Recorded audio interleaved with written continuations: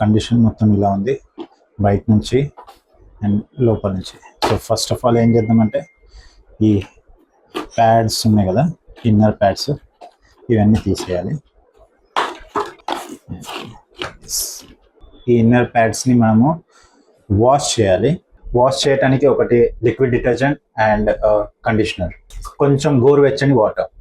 So first ఏం చేద్దామంటే little bit of detergent వేసిన తర్వాత కండిషనర్ ఇవన్నీ దీనిలో ఒక హాఫ్ అన్ అవర్ వాటర్లో పెట్టేద్దాం. సో ఇన్నర్ ప్యాడ్ క్లీన్ అయ్యే వరకు మనం హెల్మెట్ని కూడా క్లీన్ చేసేసుకుందాం అప్పటి వరకు.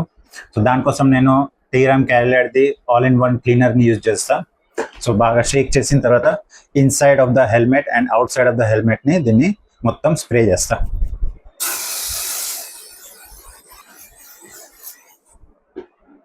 ఒక 2 minutes దీన్ని ఇలాగే వదిలేసి ఒక క్లాత్ తీసుకొని దీన్ని తూర్చేసుకోవచ్చు. మనం మంచిగా లోపల తూర్చేసుకుందాం.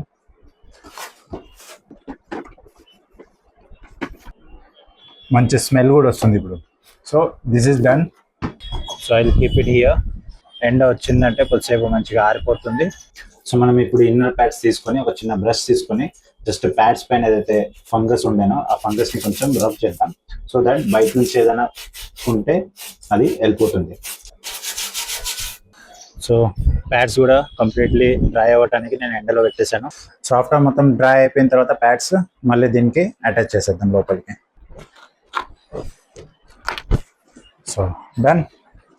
So this is the helmet now, completely clean and smell కూడా మంచిగా వస్తుంది ఇప్పుడు.